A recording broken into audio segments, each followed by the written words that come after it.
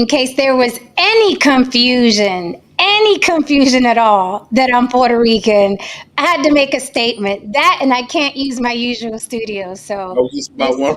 I was wondering. I'm like, okay. this is plan B. But even with plan B, I got to represent, okay? So here we are. Absolutely. It's not bad though, right? It's not bad. It's cute. No, it's awesome. It's cute or whatever. Welcome to another episode of On the Block with Jen at my second studio space, okay? Until the first one is fixed. Welcome everybody. You guys know you can reach me on all social media platforms On the Block with Jen. I am glad to see you here. Hold me down, chat. We jumping right in tonight. Gentlemen, introduce yourselves, and FYI, Lily is still traveling. She will be with us hopefully tomorrow night. Hopefully tomorrow night she lands back home. And if she's not, we're not going to press. I'm not going to press her. I told her if she needs the night off, from being jet lagged, that's fine. But if she's good to go, we will be more than happy to get Lily back up here to help me beat these fellas up. So fellas, introduce yourselves and let's jump right in. Musician and music producer Heron DeMarco here. You can find me here as Heron.DeMarco. You can find me on IG as Dangerous DeMarco, also on Threads under Dangerous DeMarco. And you can catch me as Heron DeMarco under Spotify and Apple Music. And I'm Saint. I'm no saint. I'm Saint, no saint, right here on YouTube, IG, and Threads. You can catch me here on the Block with Jen. Every night we have a show, and I am happy to be here. And we're happy to have you, No Saint. Anything from the desks of anyone before we jump right into this very interesting topic that Heron brought to my attention? Yes, I got something. Yay. I got a little something. Let me start off by doing this. Yay. I did everything right and they indicted me. Wait, I heard something about that. I heard something about that earlier, but please fill us in. Well, from the world of politics and January 6th and Trump, we're going to go to Michigan, where 16 fake representatives for fake electorates who attempted to get into the state capitol and cast ballots, the Electoral College ballots for Trump, and they were stopped at the door, will be indicted. Oh. Now, some people say this is political. Mm-hmm. And it is political in the sense that they were trying to do something political. Other than that, they were breaking the law. Mm-hmm. And on this day as well, we're finding out that two-time impeached, two-time indicted, failed former President Trump will be indicted again in the next probably 3 or 4 days for a third time. This will be conspiracy to commit fraud in the January 6th and the election. So it's going to be very interesting. Of course, now Trump is saying, and this is the thing, Trump is saying it's all a witch hunt. Trump is saying it's all political. Mm-hmm. He's expected to say that. I mean, what else are you going to say? What I'm more worried about is the other politicians that are lining up behind him saying it, kind of giving him the juice, giving him a little. Yeah, so I found that quite interesting, though. I found it quite interesting that a lot of people that caped and thought that it was a good idea to try to overturn an election by any means are now going to pay the price. Now, Trump gets into the presidency. Sure, he can pardon people on federal crimes, but some of these are state. Mm-hmm. He won't be able to pardon people on state crimes. So I find it really interesting. It's really this whole next cycle coming up. Mm-hmm. I will say Trump makes it very interesting, like must-see TV, because it is just a shit show. You know what I mean? It's not your regular old thing. But yeah, so that happened today. Wow. So they're actually going to do time. I think some people are going to do time. I mean, we already have some people doing time that broke into the Capitol on federal crimes. So yeah, I think a lot, and another thing, this is just the first state. There are several states, so this is not going to be the first. I don't think this is going to be the only state to go after some of these people that were trying to subvert the election by saying that these are we're electoral representatives. These are our official electoral votes, and not just that, but it's I lost my train of thought a little bit on this. But what I'm gonna say anyway is that there are a lot of people that are in trouble, and the thing is, they might have thought they were right. They might have thought it was their patriotic duty, and and you know, maybe they thought this was the right thing to do. But at the end of the day, there's things that you can think that are right that could be against the law. So I saw the ones in Michigan. There's a video showing them at the door of the state capitol in Michigan. So they filmed this. They actually filmed this, and there was one gentleman who was trying to talk his way into the Capitol. I mean, given all these, we are this, you know, under this, let me talk to this person. I mean, he really trying, but it's all on video, So those people, yeah, they're in trouble. Holy shit. If you notice, I put on the banner Teflon Trump because, you know, again, another. It is like the mafia, yeah. He is like John Gotti. Like this guy, it's like he's indicted and people celebrate. He's indicted and people celebrate. He's impeached, people celebrate, and then he's out golfing in Mar-a-Lago. Like nothing happened. It seems like nothing can put this man in a cell. Is he that rich? Is that what it is? No, I just think the climate is just that divided, and it really pertains to the topic today because one of the main reason why he has so many supporters is because of the concept of inclusivity. You know what I mean? A lot of his supporters are just like, they perceive America to be one thing. And America is turning into something that everyone can take advantage of or be a part of. And, you know, essentially their forefathers, their perception of America was one thing, and they want to adhere to what their forefathers adhere to. Hey, look, man, I think Trump 2024 is a strong possibility. Are you serious? Yes. Absolutely. With all of this happening, with the impeachment, with all of this happening. Goddamn right. DeSantis is a fucking dog and pony show. He's paperweight. He's a paper tiger, as they say. And there's nobody with the, let's just say there's nobody with the, I hate to say political gravitas because that's based on today's, perception of that. But based on today's perception of political gravitas, Donald Trump still is the guy. Holy shit. Well, Joe Biden takes it. Yeah, no, listen, Joe Biden can still, believe it or not, I think can still beat Trump. But it's not a guarantee for sure. And I don't know, with all these charges, if he's convicted, I don't know what happens. That's the only thing I'm like, if he gets convicted, first of all, there's going to be some unrest. I already know that. There's going to be some people in the street. Yeah.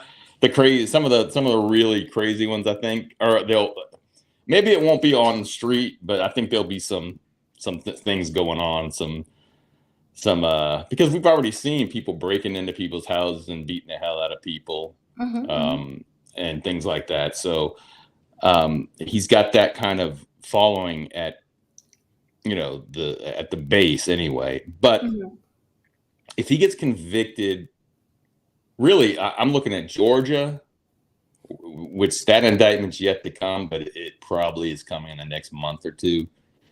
Georgia, I think, is a big one because that's a state conviction. And then, the only thing that scares me about this, listen, if he gets in office, I thought about this today, Jen, dead serious. My vote here in Louisiana really doesn't matter that much. All right. I said, maybe I'll pay Jen a couple of $100 to go put in a vote in Nevada.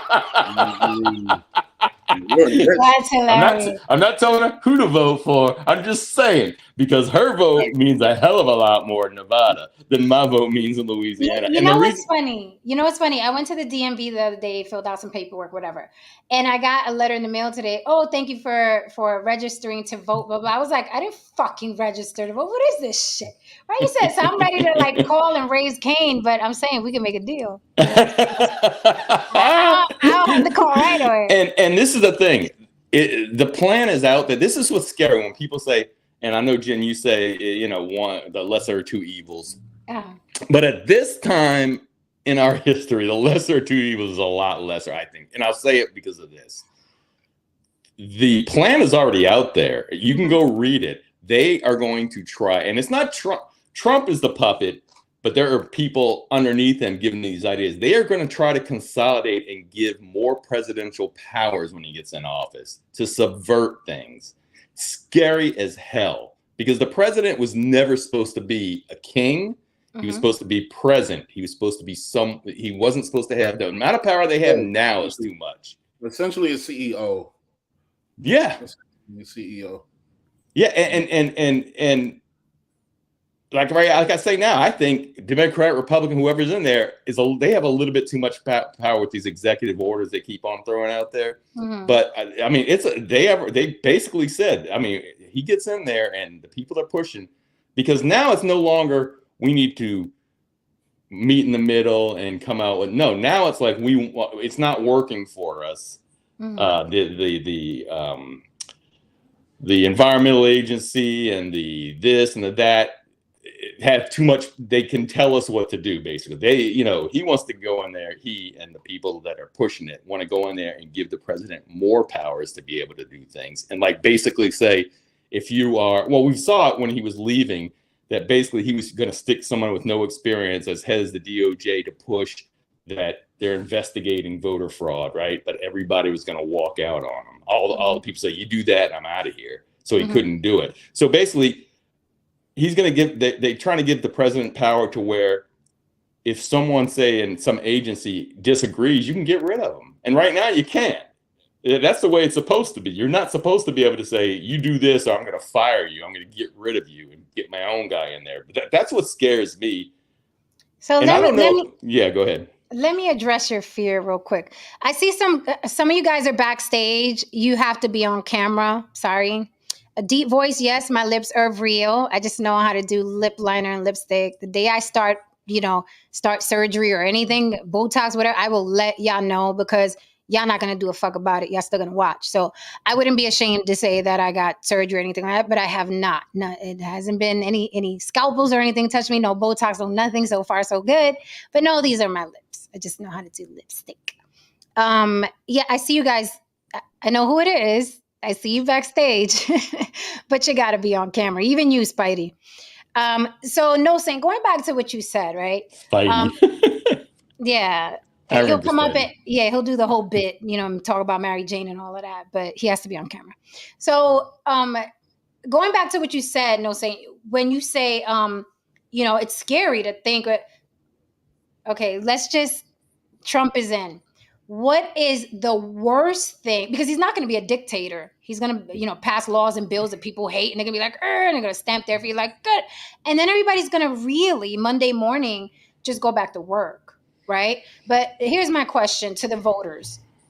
How is it going to affect your life directly that's going to change you going to work from Monday through Friday, to having 2 days off, having dinner with your children, your kids going to school? Like, what tangibly is going to change in your life personally, where you would say, I'm scared if Trump takes office again?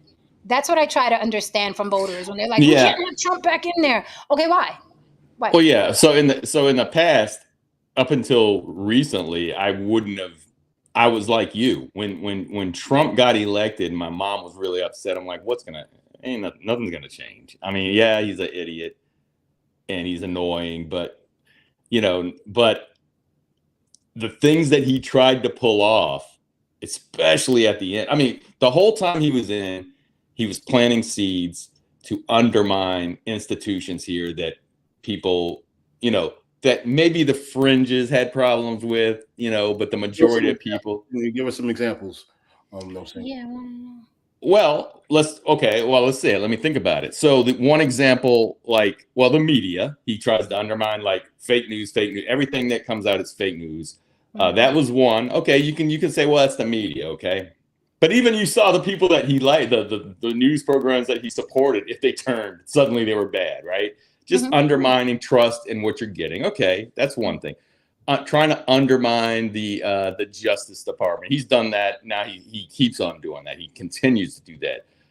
Undermining any individual that comes against him, anybody, even people. That's what was so crazy, is the people that he put in place, once they went against him, were suddenly rhinos. So anything that basically, and another thing is, and so what, to Jen's question though, so what I fear is, I saw what he tried to do when he was leaving. I saw how many people reacted. I was in shock the night that he came out and he said this election was, even though he planted the seed that if he didn't win, it was going to be rigged. I never thought I'd see a president saying this is bogus. This is so undermining the election process, even though it's gone through courts, gone through judges he put in there, and they all said there is no evidence that anything was wrong with the election. So those are just a few.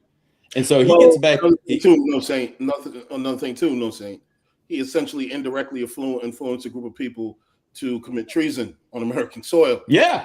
You know what I mean? And then when those people actually went down there and did it, I didn't tell him to do that. You know what I mean? Well, he didn't even call him off either. Essentially, what Trump brought to the White House was essentially Hollywood and sensationalism. Okay, that's cut and dry. You know what I mean? You're on fucking Twitter. You know what I mean? Trolling fucking people. You're getting into arguments with people. What are you doing? You're supposed to be with your people, balancing a budget, stopping a war from happening, so on and so forth. I don't want to see my president on here getting into a Twitter battle. Right. You know what I mean? So let me interject. To the Amazing Spider-Man, sure, I'd love to do a stream on homeless YouTubers. Are you a homeless YouTuber, and are you going to cam up? Because I know there are homeless YouTubers out there. I'd love to do it. If you know some, or you are one and you want to cam up, I'd be more than happy to do it. But I'm not going to do avatars. So let me ask again, right? Because it's like, if you were in court, No Saint, and I was the prosecutor, I'm going to repeat my question. Okay. How is Trump being in office affecting you directly, that it's going to change your life tangibly from going to work Monday through Friday? Yeah. And I'm saying Monday through Friday because the average person works Monday through Friday. No, I understand your question. How's it going to change? So I keep hearing he's an asshole, he's tweeting, he made people commit treason on. So yeah, and those people, a lot of them went to jail, one of them died. So yeah, no, I was saying he's undermining he's undermining trust in our institutions, but that's just on a sidebar. He's direct. If they consolidate, if they do what they want to do, which is basically have anybody answer to the president that works in the federal government, he could certainly, I mean, they've already, many times they've tried to, but when he got in there, he took a lot of rights away from the unions. And then when Biden got in, he signed, they reversed them through executive order. So do I know? I mean, listen, I only have a few years left. Probably not going to happen to me, right? I mean, within 2 years, I can, if things got that bad, I could just say, hey, I'll retire. I got my time in, I'll go do something else. Right. But certainly people after me could be affected for sure if that's what if they do that, if they say, now, and they've tried. He wasn't the only one that tried. There were other presidents or other people that tried to undermine or tried to make it really easy for you to get rid of people, in the federal workforce. So if he, I can assume millions and millions of people are in unions, then I would think that all those people wouldn't risk voting him in then, right? Well, that's true. There's a lot of people in unions that don't. Most unions don't support the Republican candidate. Well, one of the things, if I may interject, one of the issues is this. What's up, Amin? let's just get down to brass tacks and just talk about the fucking money. Okay, one of his biggest supporters were the coal miners. When he got in office, a number of his laws and a number of his tax initiatives basically wiped out jobs for the coal miners, the people who were basically putting him in office. So that's another way, Jen. That's one way you can say, hey, this is how this affects you. May not affect the guy who gets on, the A train in the morning, but it affected a bunch of guys who actually said, hey, we need to get him in office. I'm also talking about something else. The Trump's tariffs benefit American workers and national security. While tariffs benefited some workers in import competing industries, they hurt workers in sectors that rely on imported inputs and those in exported industries, facing retaliation from trade partners. Trump's tariffs did not help the U.S. negotiate better trade agreements or significantly improve national security. So these are tangible things that hurt America and hurt the workforce. And it was his main platform was extremely blue collar. Got the trucker hat. He was down in red states. He had that white trash, fan base heavy, and in many ways they did not benefit from him being in office. Now, his irony, they didn't benefit, a lot of them didn't benefit from him being in office. But guys like me who were in New York really weren't bothered that much. It was just that, man, this guy's racist. You know what I mean? And so on and so forth. Economically, did he hurt me? No, not really. But he hurt the people. He hurt the people that. So he hurt the people that voted for him. Yes. Well, and let me tell you, the people in West Virginia that voted for Trump, and they used to be mainly Democrat. I mean, they would vote Democrat most of the time. But I mean, Biden came out and said he was going to try to get away from coal, so it kind of pushed him, to vote for Trump. But no, that kind of stuff. Oh, another thing, and again, I don't give Trump the credit at all when it comes to these ideas, because I don't think he cared one way or the other. But they're talking about Social Security, like cutting Social Security, cutting med. I'm thinking to myself, cutting Social Security. I was like, I've been paying into Social. That's not a benefit that you can. It's not like you're giving me that. I've been paying for that my whole life. Right. And you're talking about, and so that's the next big thing is, and what amazes me is people that will probably need the Social Security that support them. Like they repeat it. I just don't understand. I don't get it, but yeah. So it's just scary for me. I was like you, Jen, the first time around when he got elected. I'm like, okay, you got to deal with this for 4 years, and he's not qualified, and he's not. I don't think he's a good look, but okay. And then they kept on going. I'm like, God dang, man, this dude is like, he's doing some damage. He's doing some credibility damage to the country. He's siding with Putin over our own intelligence agencies. I mean, he's going around. People don't believe it. Listen, I don't know if he can do it or not. He gets in again. I wouldn't doubt, and I'm going to throw this out here. I wouldn't doubt he tries to go for a third term. Like, if listen, he's getting old. But I'm just saying, he really admires dictators and authoritarian figures. I mean, Kim Jong-il, Xi Jinping, wherever you say his freaking name in China, right. Putin, So for me, it's. I don't normally get scared if someone I don't vote for gets in the office, but he frightens me. He really does because of what he did last time.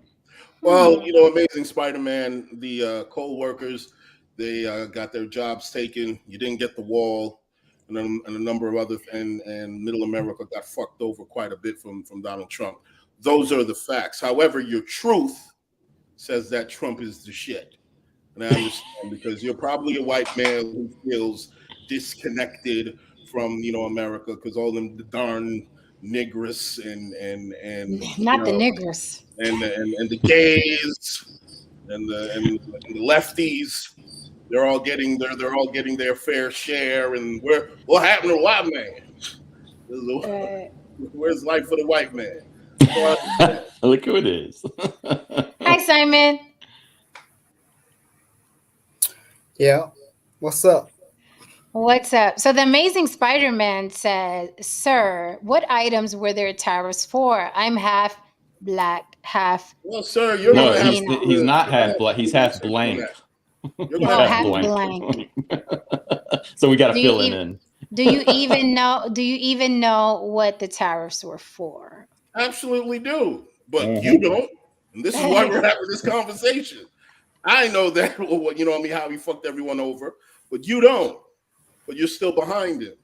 So why don't you take the time out to do the knowledge, do your due diligence instead of getting caught up in the cult of personality and the idea of Trump, and really look into and look into the ills of what he did. Yo, Trump did not do any ills. Like, thing is, like, people just bought into what he was about, which is Okay, what what did he we do that was do. great? What did he do that was awesome? Because I gave you situations that he did that weren't great. Please give me right now what he did that was awesome. You talking about That the Spidey? American public, No, Simon. Simon said he did great things. yeah. Oh, okay. I didn't. I I'm didn't. asking I him for didn't. examples. I'm I asking for didn't. political He said examples. basically he didn't do anything wrong. People just bought into Yeah, it. I didn't say he did. I didn't say he did anything great. But if you want to go to that What did he point, do that benefited the American people? I I gave examples of things that he did that did not benefit them. Particularly is his base. You can look okay. that up. What I'm did he just do saying. that benefited them? Okay, you're All right. bullshitting me now. You don't know. You don't know. Just say you don't know. You No, know? I do know. The fact is, Here, let's go. Let's go.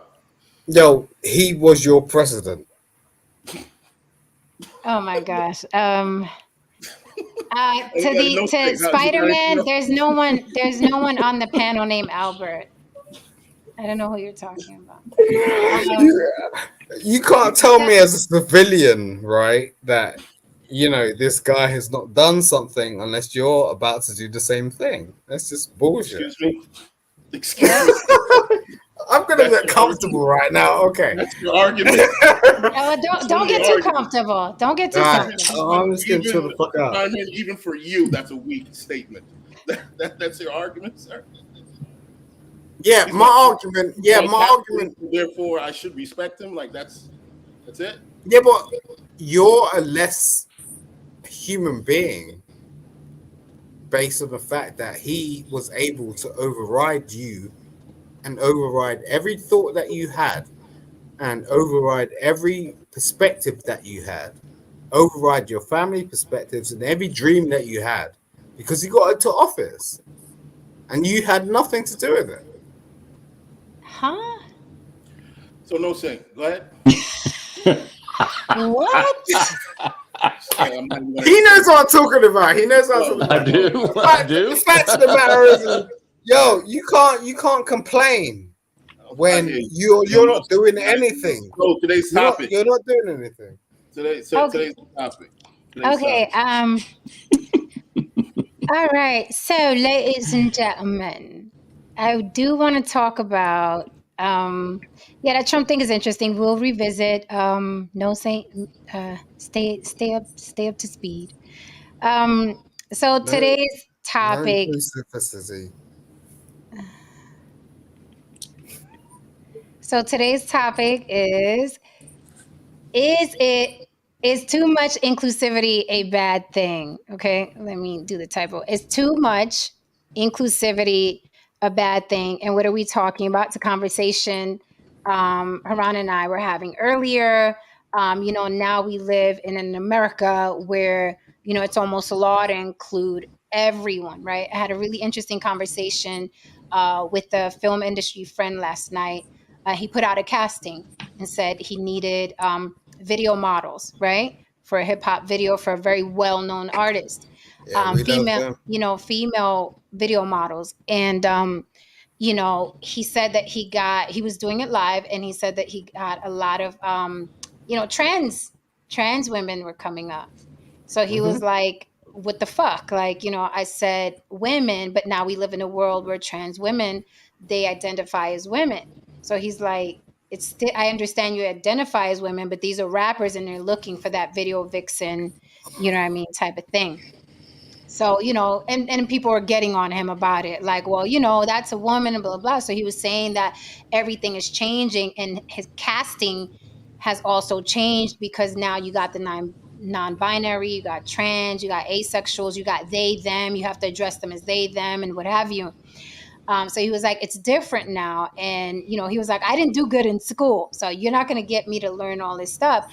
But it's the point of inclusivity, right? Now you must include everybody in everything, whether you like it or not. And I give him a little advice. I was like, you have to say you're casting for cisgendered women, right? Because that means born biologically female. And of course he was like, whatever, right? With anybody learning anything new that they don't want to learn, right? It's different if you want to learn a thing, but when you don't want to learn a thing and you're being forced to learn it, you know what I mean?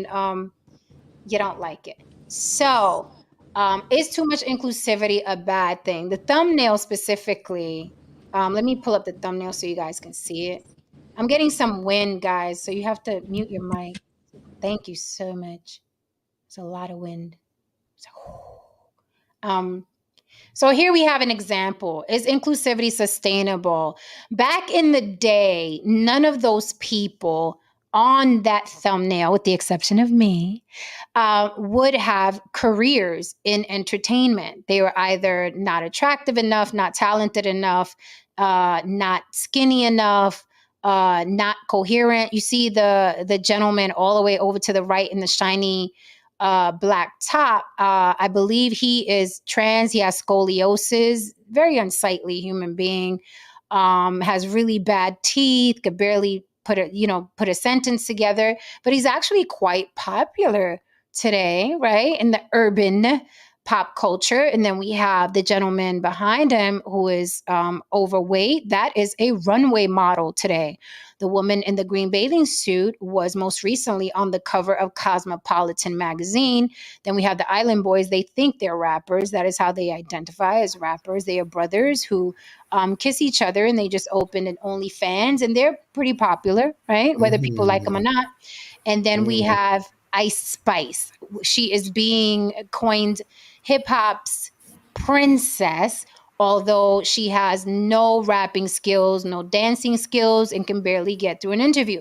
Now, all these people are out here with careers because of inclusivity, right? Inclusivity. That is why they're all well known. But is inclusivity sustainable, not only in entertainment, but in society? We include all these people, no matter what background they come from, whether or not they have talent, skills, or the education to be in that particular genre. Is it sustainable in the long run?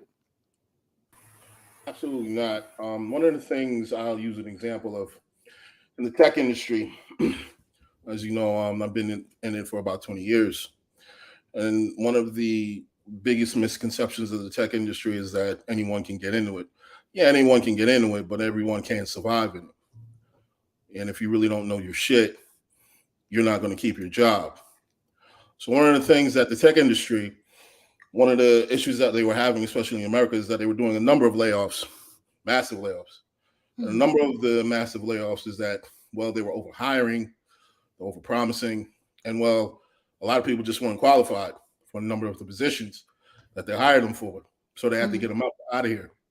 So they had to tighten up their belt and essentially ensure that everyone that they had on board was basically an expert as they presented themselves initially rather.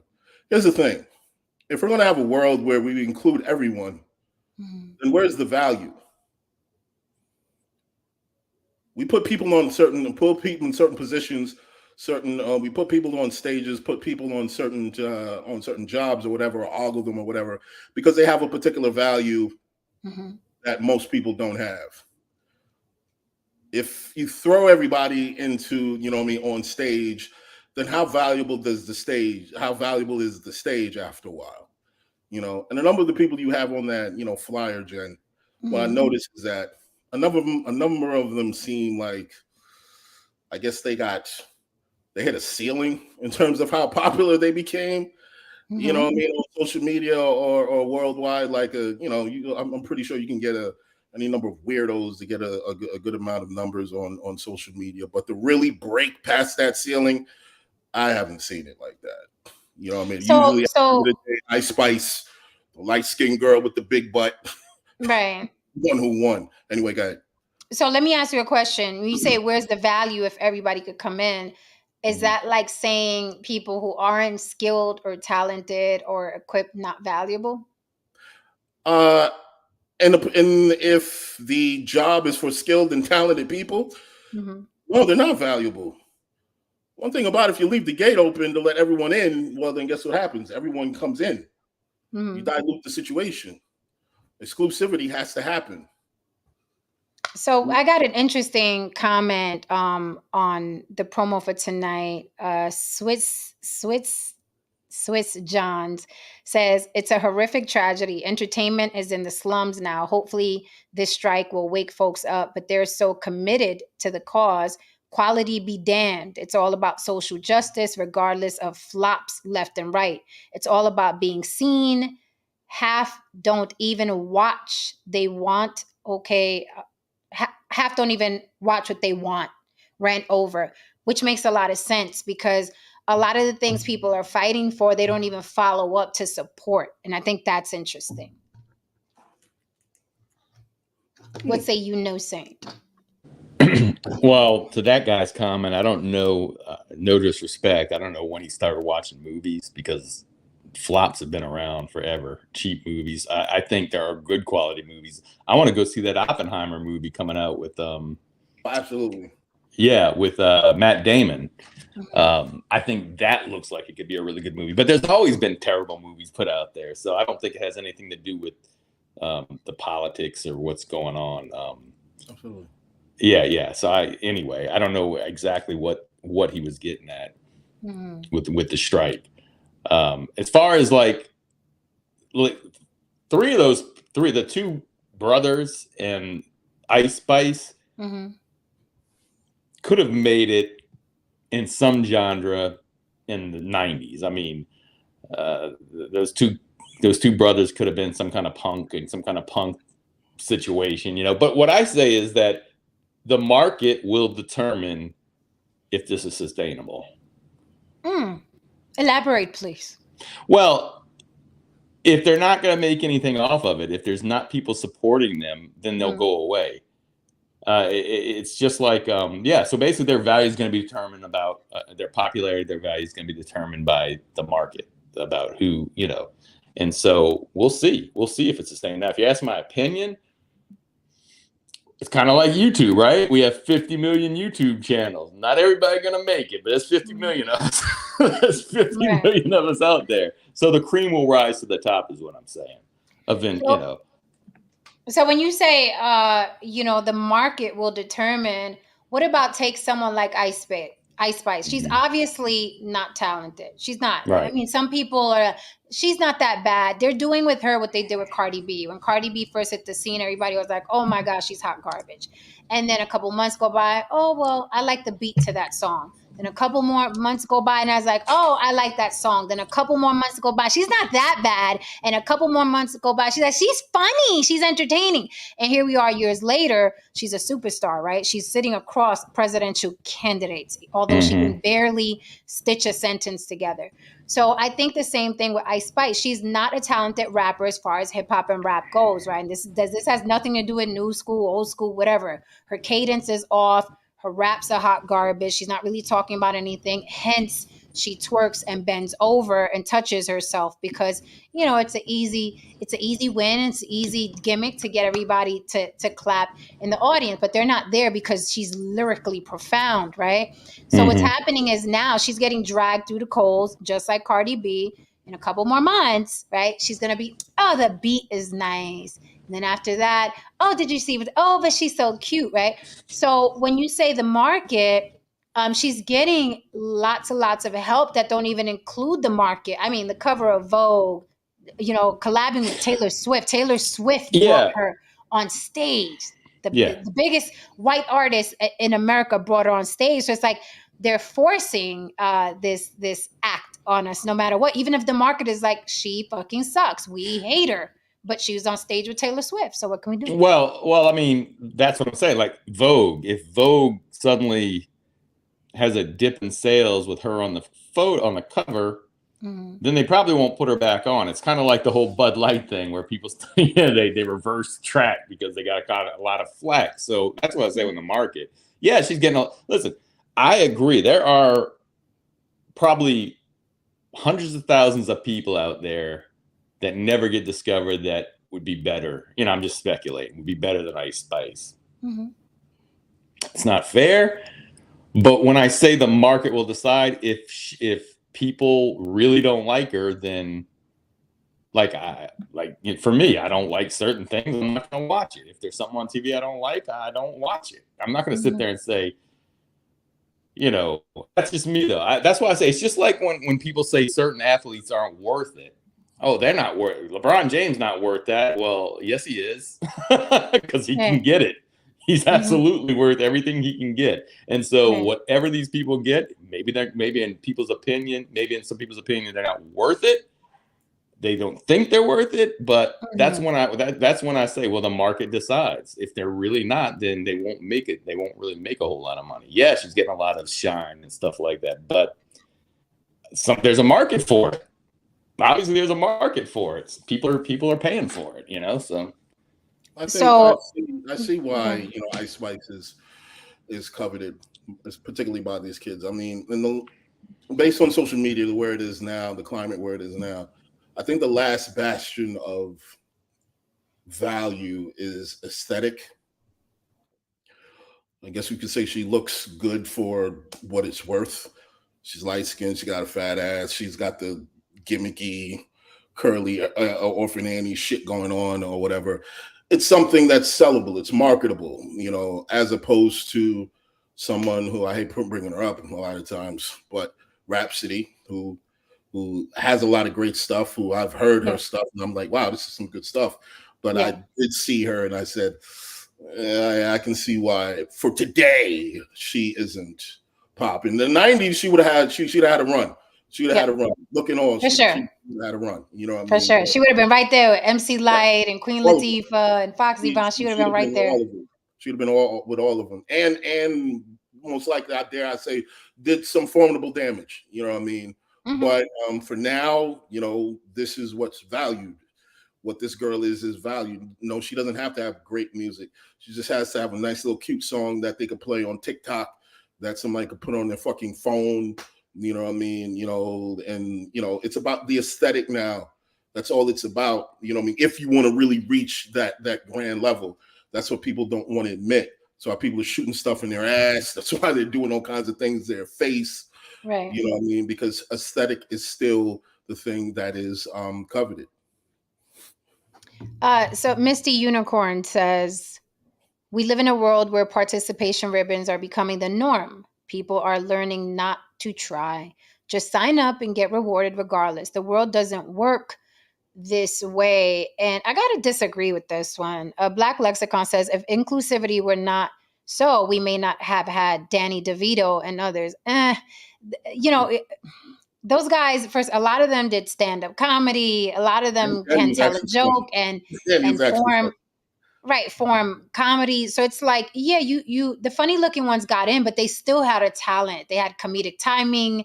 They were writers and what have you. Today, it's like you don't have to have anything. You just show up now. And if they dare not let you in, you can raise hell and say that people are shaming you and they're not including you and what have you. Danny got in there on his own merit and on his own hard work. He certainly wasn't, he wasn't like an Ice Spice where you just show up, you're light skinned with a fat ass, and it's like, hey, let's give her the world and let's catapult her into superstardom. I mean, and to me, it's getting worse and worse and worse because this woman, she just dropped one song. Like everybody keeps talking about in the span of a year, she's hitting the cover of Vogue and she's on with Taylor Swift and she's with Nicki Minaj and she's working with, all of the superstars. Taylor Swift that's a big gig, right? In the span of 1 year, just 1 year, to the point where when she's on interviews, she looks confused. She looks like, Let me not Yeah. say anything. I mean, when it comes to Taylor Swift and it comes to the other people working with her, I mean, obviously Taylor Swift is looking at it as, I'm going to see a different audience, so she's using her as well. Yeah, it helps. Who's it helping more? It's helping Ice Spice more. But at the same time, Yeah. Swift is getting something out of it for sure. As far as what you said, as far as what you were saying about the inclusivity and the person that was asking for women to be in the video, in these industries, it is so easy. I mean, he may have been, I don't know if he was really complaining, but it's so easy just to say, yeah, you're not what we're looking for.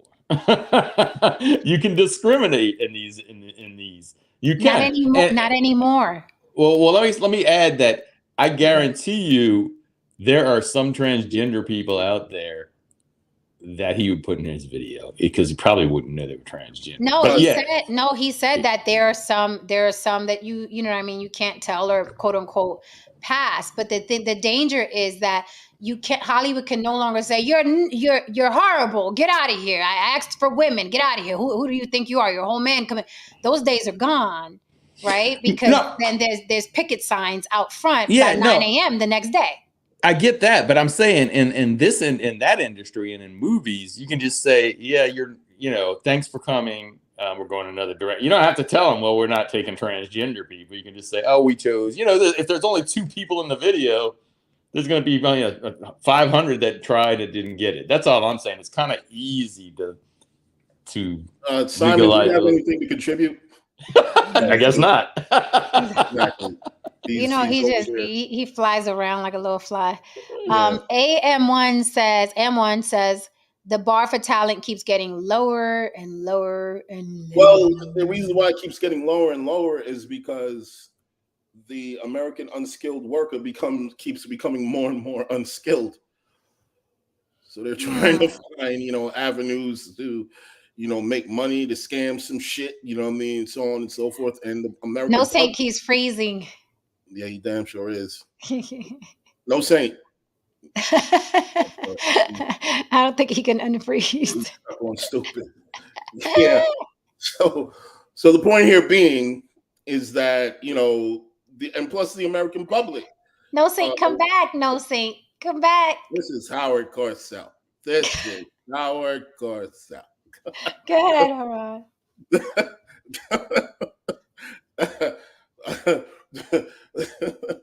You know how Howard lost his job?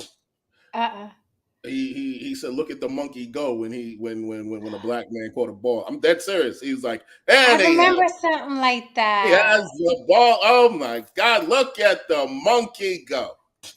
And wow. He was the first white man who lost his job over a racial slur. But what about the other guy, the one that said nappy-headed? What do you call him? Was it nappy-headed hose? Nappy-headed hose. That was another guy. Don Imus. He called them chicks the nappy-headed hoes. And when he said that, all of a sudden, this shit, it was like, I gotta take my glasses off for this shit because I remember this shit. Okay. Pandemonium. Shit. And I was like, oh shit, this is about to be some shit, man. They turned that shit into some shit that it was black men's fault. It was rap's fault that white man said that. And if that name wasn't used in hip hop, he wouldn't have said it now. They had a town hall on Oprah. You can look this up. They had a town hall on Oprah. Okay. They was gonna bring rappers up there to speak their piece or whatever. I was like, okay, yeah, great. They're gonna bring some rappers. So I'm thinking they're gonna bring Karen, Chuck D, some real motherfuckers. Man, they brought in Common. They bring Common, and I think some motherfucker who was an aspiring rapper. I don't know. So they played it safe then. Oh, they played it real safe, and they obliterated rap on that stage. And Oprah kicked our asses up and down the goddamn street. But you know what? Rap needs its ass kicked. Thank you so much for this super chat. M1 says, great topic. Inclusiveness is being weaponized. Oh, for sure. For sure, it's being weaponized because now people are completely taken advantage of. Even if they don't qualify, all they have to do is cry foul now. Absolutely. And, it's one of these things that I look at, I'm saying, look, man, everyone is down for inclusivity until it's time to eat and fuck. Do you want to elaborate? Well, you're very clear on what you're not going to eat and who you're going to eat it from. And you're also very clear on who or what or they you're not going to fuck. You know what I mean? When it's time to date.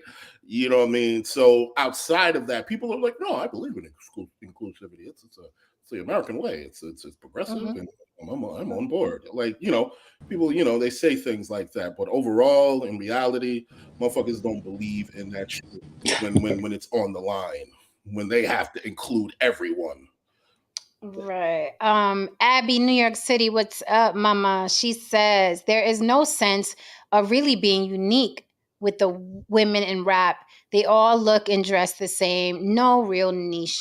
I mean, she's right. Absolutely true. Absolutely true. They all look like when I used to hang out in because I used to have little stripper friends back in the Bronx. And we used to all hang out in Sin City. I mean, that's basically when you walk in Sin City and see the girls walking around or any titty bar. That is what the rap game looks like. That is what the Grammys look like. They're all on stage gyrating and twirling. And it's not it's not a thing that I have a problem with sexuality or bodies. You know what I mean? It's unsightly, right? For the most part, because a lot of those bodies are BBL'd. And I don't think those are the most attractive bodies out. I know guys love them, but the BBL body to me looks like it hurts. It looks swollen. It looks geriatric. The women can't move the way regular women can move. Like I can belly dance. Can you imagine a BBL trying to belly dance? That's unsightly. It's always the same twerk. There's no variation to it. And then it's a saturation where you have Nicki Minaj, you have Glorilla, you have Ice Spice, you have Cardi B and Meg Thee Stallion, and they're all up there dressed the same, and they're all up there twerking. So it's like it's you know what I mean? Too much sugar spoils the cake, even. Absolutely, absolutely, and look, I don't really care about. Mute your mic, no saint.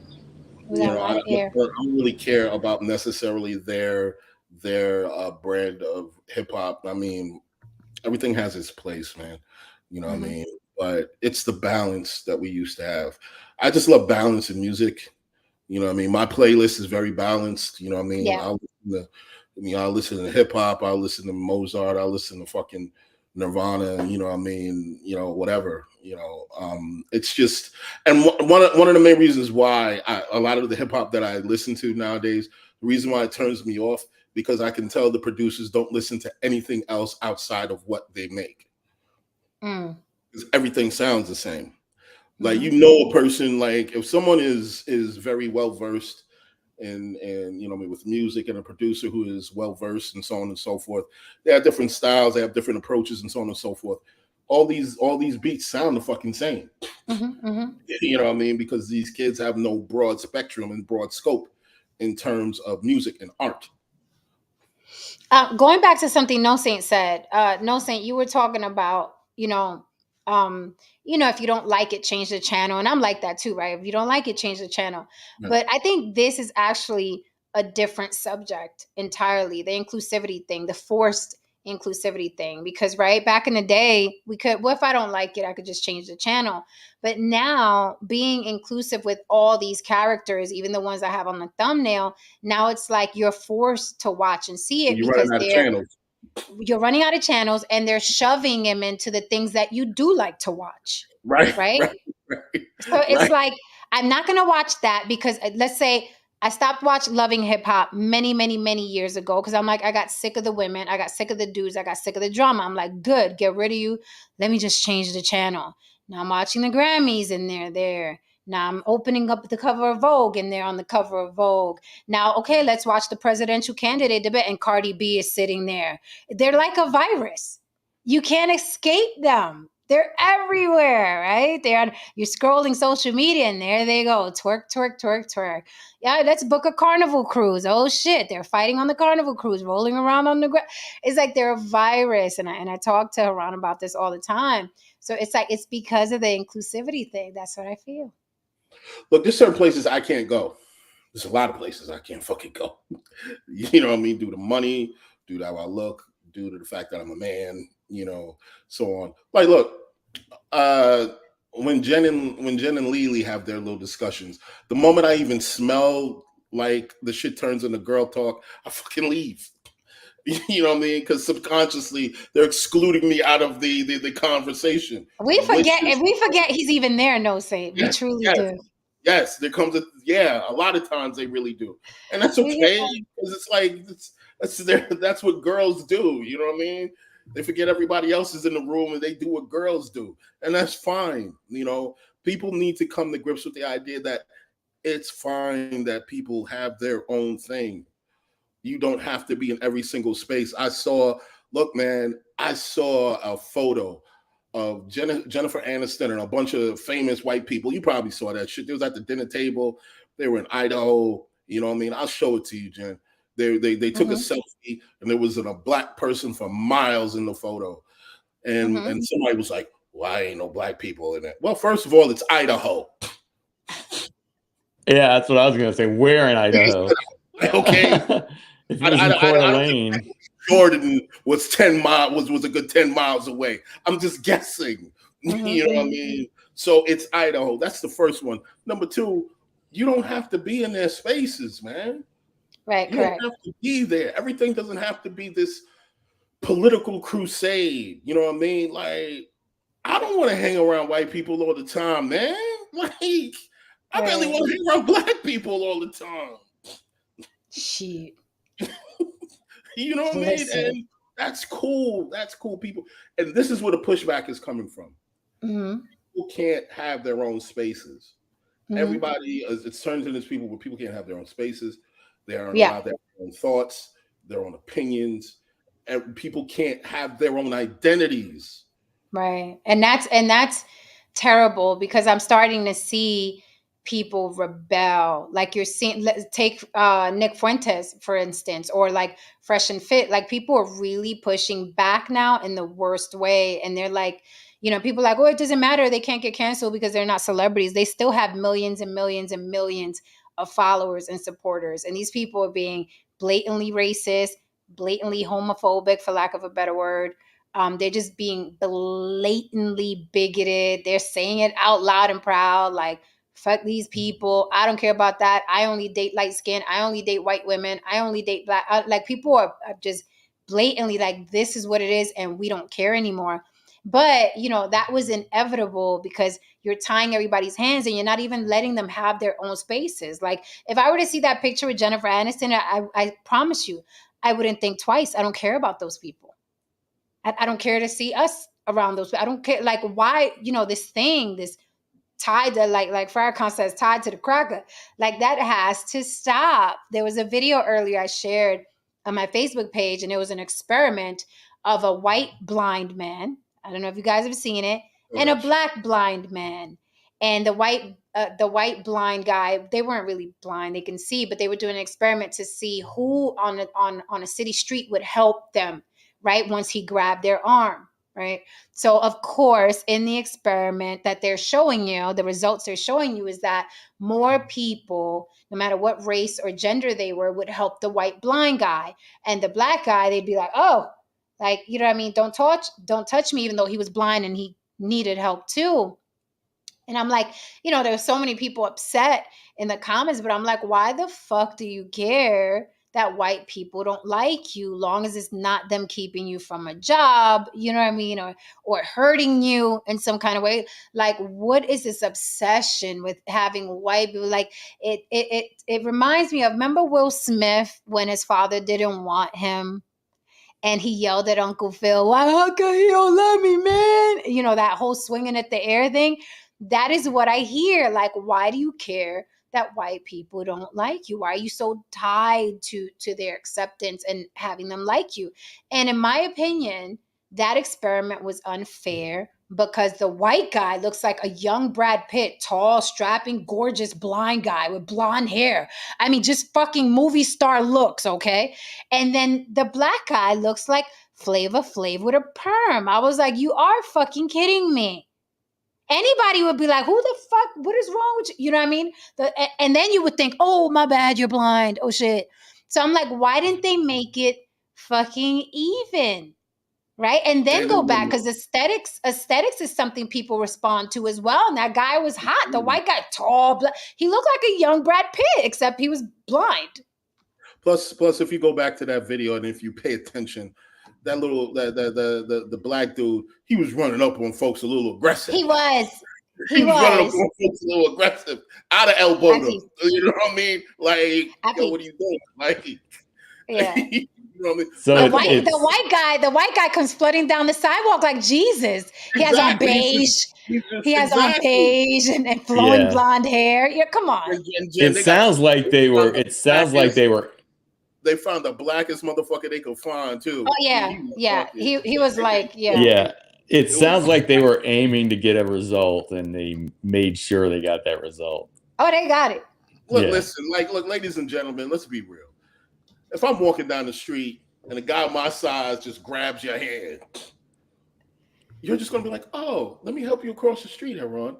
Large fellow, large bald black man. You know what I mean? Use like Boris Kojo with that white guy, and then we'll see what happens then. Or if you're gonna use the little Flavor Flav, then use use a little person. Yeah, use like, you know what I mean? Someone who's the equivalent, the counterpart to like a Flavor Flav, but just a white version. I'm like, the white guy was hot. I'm like, come on, knock it off. But however, going back to the topic, you know, black people are really mad to see what they think about us. Who fucking cares? Who cares?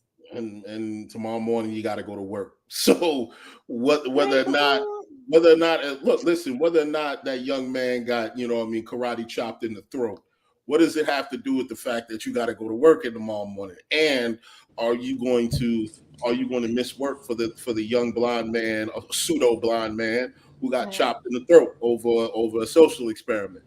Like, people have to ask yourselves this. This is my thing. This is how you know if your anger is either useful or useless.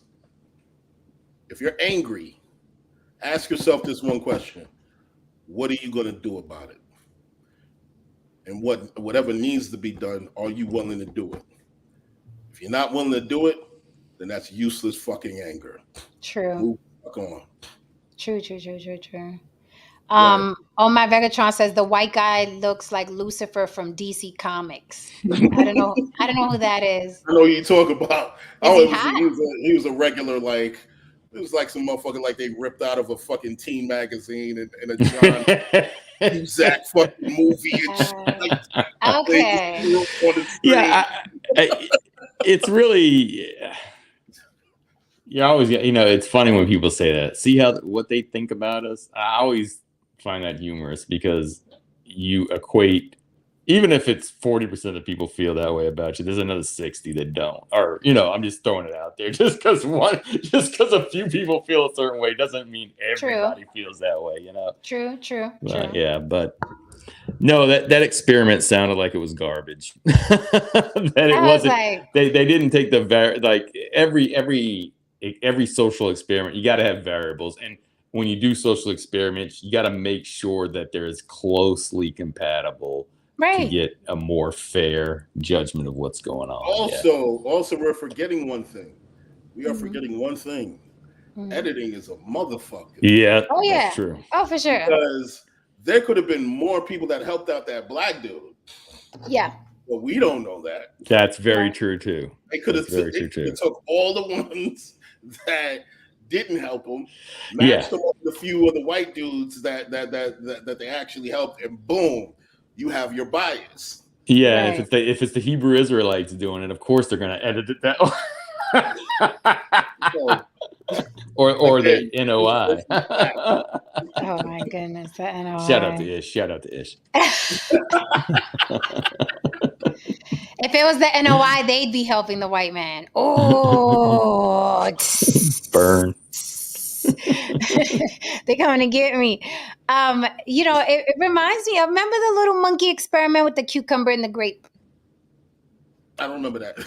You got to show me.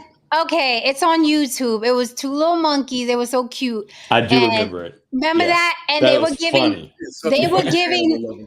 They were giving. giving. They were giving one of them a cucumber slices and the other one grape. Yes. And the one that was getting cucumber slices got so mad, he started throwing it back at them. He got Yes. mad because he kept looking at the other monkeys like, "Why you giving him grapes?" He got mad.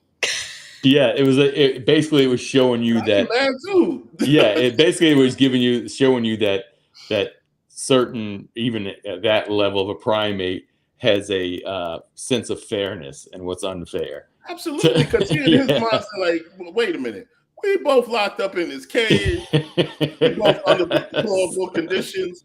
How the fuck he got grapes and I got a fucking cucumber? That was the funniest thing. He started taking them cucumbers and throwing them back. Yo, he was hurling them. He was like, "I'm not stupid." Yo, he was livid, the little monkey was. So I was just saying that because going back to what you said, No Saint, it has to be at least close, right? Those Right. things are both green. David Dillon, thank you. He said Kid Rock or Nick Nolte. I want to see Kid Rock the way he dresses and everything, the way he is, and then do that experiment. I'm telling you, they put they put Jesus' son, Jesus' grandson, with the beige outfit, with the blonde hair. I'm like, yes. Yes. Get a white guy that's the equivalent of the black guy. Because come on, the black guy did look creepy. He looked creepy. And like I said, he was running up on motherfuckers a little aggressive. He was. For a blind person, he was moving pretty quick. Yes. That's what I was saying. Like, or do the experiment where you're actually verbalizing. Right. Can you help me, sir? Can you help me out?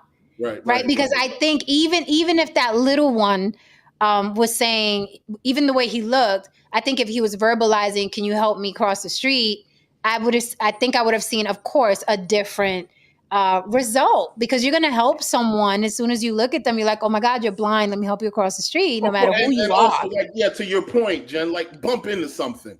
Like no one's that freaking heartless. No one's going to see you just going bumping into a fucking wall. I agree. They'll just turn you around. So I agree. I don't think people, people can be assholes, but I think for the most part, people are decent, and they're not going to watch a blind person bump into something. I mean, come on, who's going to do that? The biggest asshole would be like, dude. Like they'll at least turn him around by his head. Like, yo, dude, go ahead. I think even a serial killer would stop and be like, "Oh, here, let me show you." And be like, "I'm not a monster." I don't know. No, Saint, you starting up again? Don't start. I don't know. People throw their phones on to get a good.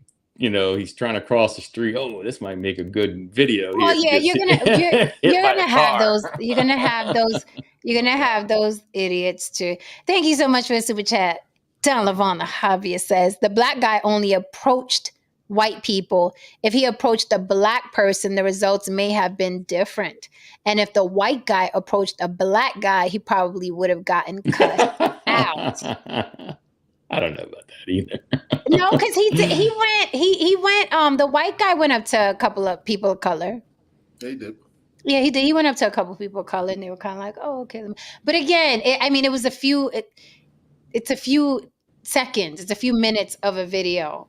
You know what I mean? You have to do that with different variables, like have the attractive men let them both be attractive, and have the unattractive men let them both be unattractive. But there was no way. The white guy looked like, "Let me walk you home, babe." You know what I mean? And the other guy looked like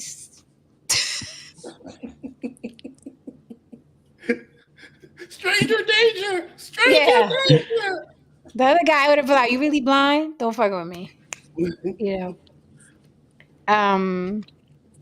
Omar Vegatron says, thank you for that super chat, Don. Omar Vegatron says he went to black people too, and black people don't attack whites. They treat them like they're Jesus.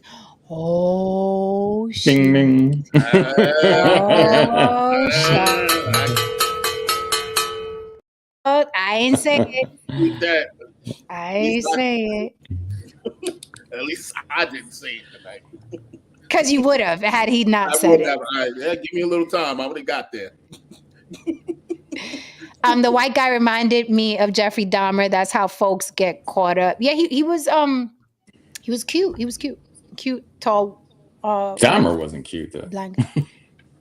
Well, he was cute enough he for a wasn't. couple of women. Yeah, he wasn't ugly though. Dahmer wasn't ugly. Okay. Okay. He wasn't ugly. I mean, he may have been really awkward, but take them glasses off, put something nice on him, he would have looked like a decent, white guy. You gotta look at it like this. I mean, I guess a lot of serial killers out there, like a lot of chicks really messed with them, man. A lot of chicks, which is really sad. It's like, even when they went to prison.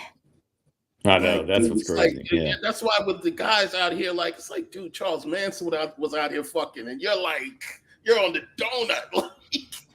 I mean, serial killers again. I love you. I want to marry you, and your ass is free, and you can't even get this. And listen, you can't get a text back.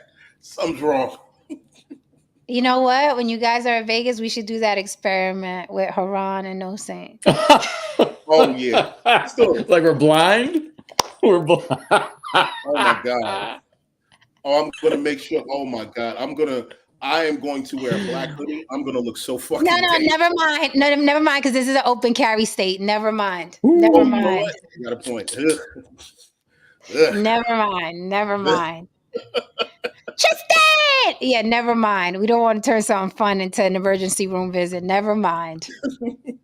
Just throw that out. Scratch that off the list. If it wasn't hot, yeah. I mean, if it wasn't so hot outside, we could sit out there and have. You got a point. I grabbed the wrong person. Be like, hey, you take your hand on my leg.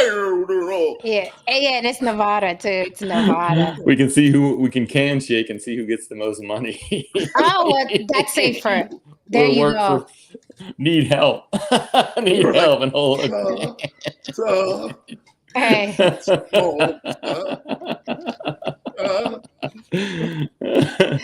Oh my god, we could do a couple of experiments. We can, if y'all down. I'm down for sure. You know what? I wonder if I wore something nice and asked for money, but if No Saint actually wore something horrible and asked for money. Asked for something what? If No Saint asked for what? If I wore say we're both panhandling, but No Saint's clothes are worse than mine. I wonder what the No, it should be the other way around. I should have nice. The other way around. Like, yeah, it should be the other way around. It should be the other way around. Or maybe I'm thinking about the white guy who was actually in New York, who was actually panhandling, who actually had nice clothes on, who was still getting money from people. Oh, that's hilarious. Yeah, it was on 42nd Street, and he looked at me. He was and asked for money. I looked at him like, "You got to be fucking kidding me." Did you hear about the guy, the richest panhandler? He's worth $1 million. Oh no, I didn't hear about that. Did you? And you could look this up. This was a black woman who did this. Mm-hmm. She was a panhandler. She made 100,000 cash in a year. And she explained, sounds like a lot of work, though. Well, not really, because when you're doing things like that, it's all about location. And she explained it, and I thought about the math of it. Mm-hmm. She would go to Times Square, essentially, around that area, between certain hours, and she would panhandle.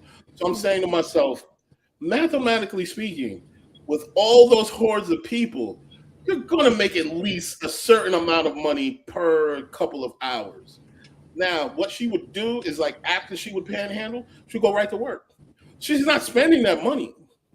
She's just taking that money, putting it somewhere, putting it in the bank, putting it in the bank. And after a while, she got $100,000, man. So think about it. All that time that you spend. I'm not going to think about it. If all that time you spend in the gym in the morning, if you went to the busiest intersection with a fucking cup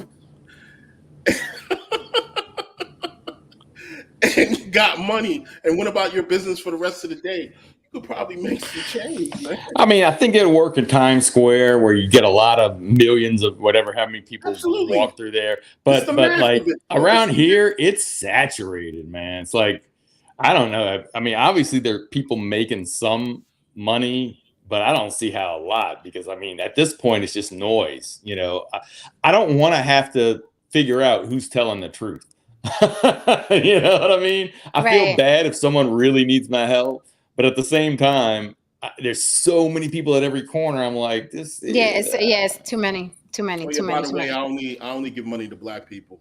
I heard. Whatever you. Yeah, that's what I heard. Yeah. If you squandered your white privilege, exactly. I can't help did that. It's like you dropped the bag, homie. I really ain't got nothing for you. The majority of homeless people out here are white. Like there's a huge white homeless population out here. They're everywhere, like everywhere. It's like even living underground. Yes, in the tunnels. Mm-hmm. Even I went down to the courts today, and I'm like, there was like homeless people, and the guy was like, like some sort of subterranean society, like yes, yes, yes, out like here in Vegas. Probably cooler like underneath there. Whoa. I'm sure, but they've done a couple documentaries on the tunnels out here in Vegas already. Like it's a whole like society underground. I gotta look into this. The tunnels. Yeah, the tunnels out in Vegas. It's like they come out every now and then. But the whole family's down there. Oh Jesus Christ! This shit looks like shit out of a goddamn horror movie. It does. I was looking at speaking of Vegas. I was looking at top 20 things in Vegas or whatever, and I saw the Red Rock was in there. The Red helicopter ride through the Grand Canyon. I'm sure that's I've done that. I'm sure that's a lot of money, huh? That's probably pretty expensive. I don't know. I was taken. I have no idea what it cost. I just showed up. We're gonna throw in that pretty privilege. Yeah. That didn't go. Red Rock looked cool though. Red Rock is so surreal, but it's gonna be 120 degrees. You may not want to go to Red Rock. Hopefully, we'll get a break from the heat. Yeah, if we get a break, I'd love to go because it's so beautiful. It's so serene. Like it's so like, serene. Even if I talked everybody in, which this time around we're not obviously, but to go to Zion National Park, I was there a couple of years ago. I went a couple of times within that time. I was in Utah, and the first time we went, it was like one of these days you're talking about. It was like 105, 110, and the heat coming off the walls. You would think you're in an area where the water and stuff. Oh man, it was so miserable. But I went back when it cooled off. But I'm just saying, it was like, this time of year is bad. It's really bad. Holy shit! Red Rock is beautiful, down there, bro. Holy shit! Yes, they're home. That's where they live. It's a real society. It's like furniture down there. Like yeah. Wait a minute, is that the fridge? Probably plugged into the grid. No, they're really down there, and there's this nonprofit. They go down there with carts and they take like hot food down there and feed them and stuff. Delivery. Food delivery. They go down there with like these big carts, but then they said that they were gonna, you have to have some sort of a permit or permission from the city, like to take food down there because you're not supposed to feed them. So like animals. Like animals. Don't feed the homeless. Like God damn it, man. Yeah, they don't want you feeding the homeless. Man. Jesus Christ. Wait a minute, hold up, wait. Most of them are white. Okay, well, all right. We're gonna have to go back. Oh no, the majority. Yeah, that's what I said. The homeless population is mostly they got it sewed up in there. There's drug problems out there, right? Yeah, pretty much. White man. Hey, look, they even as bad as it is, they got a place to stay. Yeah, and it's a community. That's the white privilege. It's a community. Like it's like they got neighbors and everything, you know. Guaranteed that black people get run out of there. It'd be an issue. It was black people under there. Uh-oh. Jesus. No, Saint. I got stuck. Misty said, don't feed the tunnel people. They multiply like gremlins. Yeah, you really can't. You can't just be like, oh, let's all get together and feed the homeless. No, the cops will roll up. Ooh, what are you doing? Sandwich? Oh, damn, look who we got over here, Jim. We got ourselves a good Samaritan. Oh. Sandwich water? No. I'll just go home. Oh, no, I gave him a whole pizza pie one time. This homeless couple. Yeah, this homeless couple. Because I did a modeling gig, and I had to hold a pizza slice, and then I had a whole pie, and I was like, the fuck am I gonna do with a whole fucking pie of pizza? So I saw a homeless couple, and I was like, dinner. And he was like, thank you. I was like, you can tell that they you can tell that a number of them have been institutionalized, conditioned to live down there. There has to be a couple of people down there who've been there for like a good 8 years, the way that I looked at some of those photos. For sure.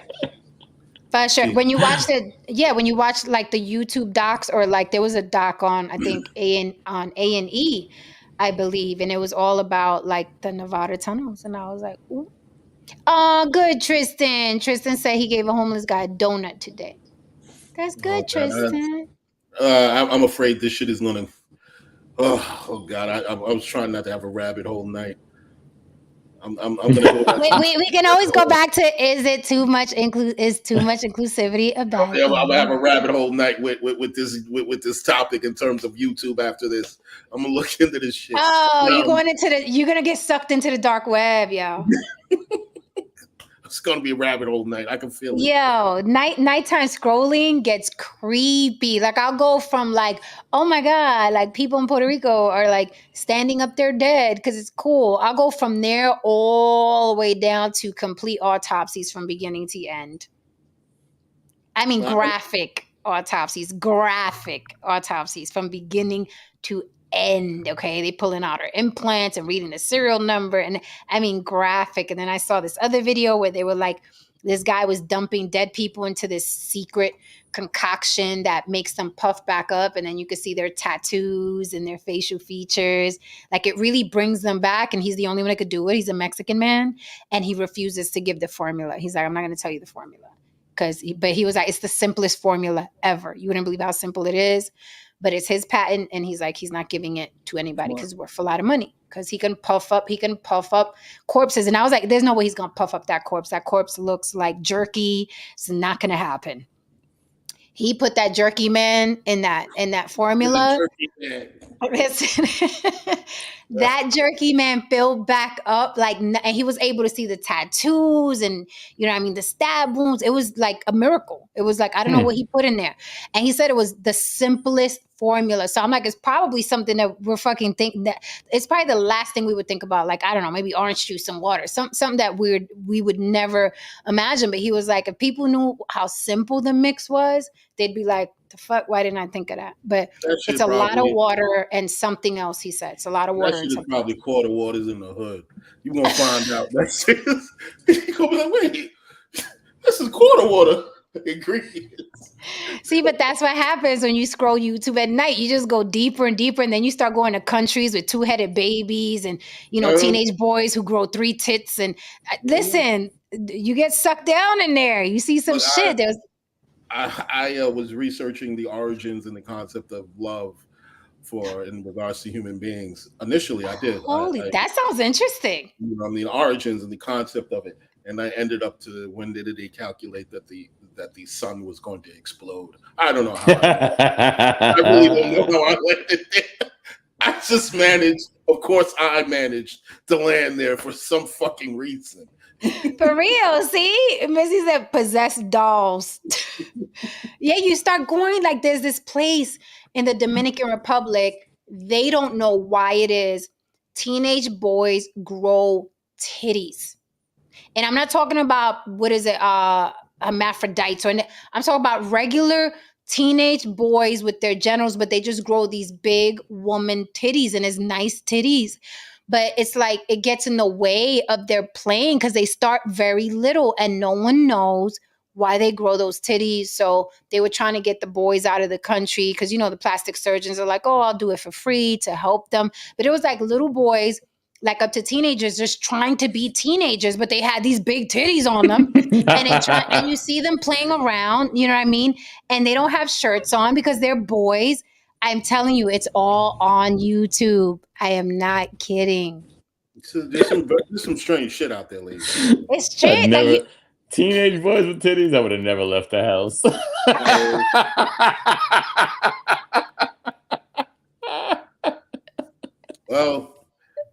fat dudes back in the days who damn near had titties and And that's the thing, they're not fat, they're regular teenage boys. And it looks so sad though. It looks sad because everything else is a regular teenage boy, but it's like they're just running around with these things in the way. This is where again? Dominican Republic. Jesus Christ! So you see, it's on. In the food, they didn't. Right, they were trying to figure out what was it, but you know what I be thinking about the white people. I be thinking that they be going to like these poor countries and experimenting on these poor people because they know the poor people. I mean, no one's who's gonna stop them. They're fucking right. Poor. Mm-hmm. You know what I mean? You know, we give a couple of people, you know, some money to look the other way. You know what I mean? You know, like, look, listen. You never know if those young boys were a part of some experiment to help white women, you know what I mean, get bigger breasts without plastic surgery. Could be.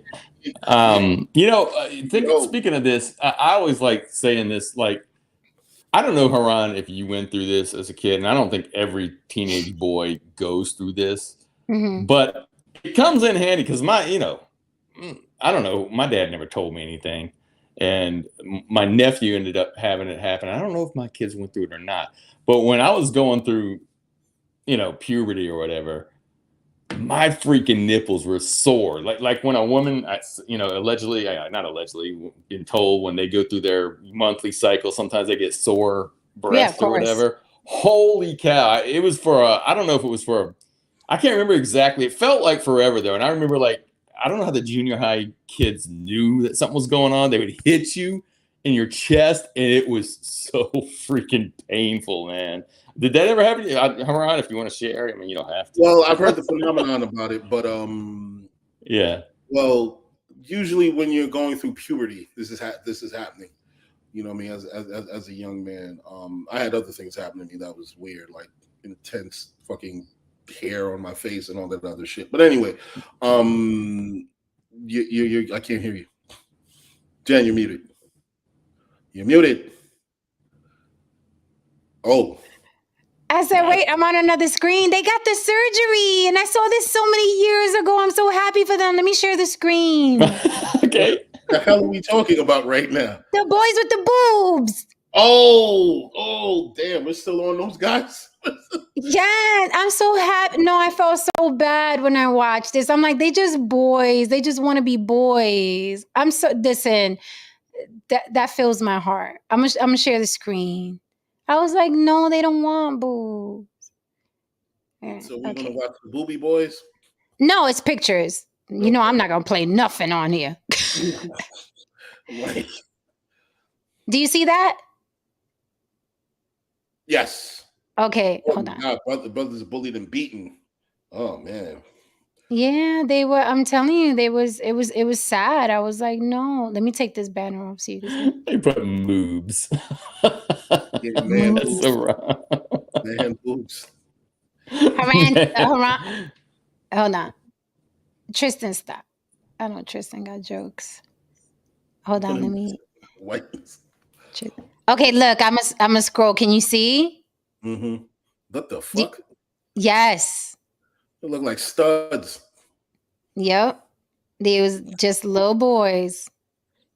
Oh my goodness. Jesus Christ. Yeah. That's the father. That was the father. Oh, this is the father. The jokes he must have went under. Oh my God. I'm sorry. Oh God, and that's them after the surgery. Oh, that is crazy. But you see, it was the three brothers. It was like they didn't know why. All right, so that's genetic. That's something, some weird genetic thing. Yeah, I mean, maybe the dad's got shit in his shit that. But you should not be walking around with your shirt off. I mean, but they're it's like a woman's prison. But they're literally like in some tiny town in the Dominican Republic. The house looked like a shack, like they lived in shacks. So they were just, I'm happy for them. Because I felt so sad when I saw that. I felt so sad for them. No saint to answer your question.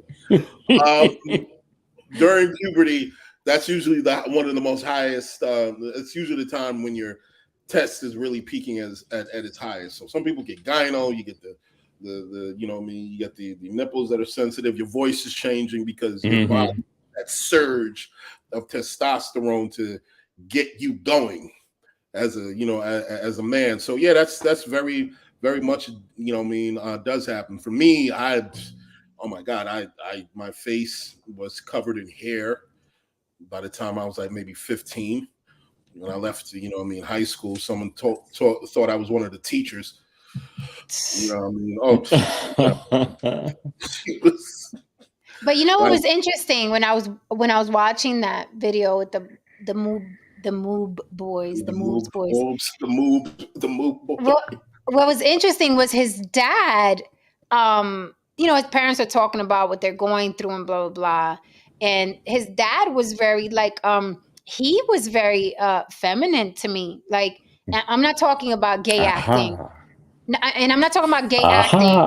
I'm talking about he had a very high-pitched voice, and he was very petite, right? So it was interesting, and I was like, maybe that genetic thing came from him because the mom wasn't even that high-pitched voice and that petite. So I was like, that probably came from him.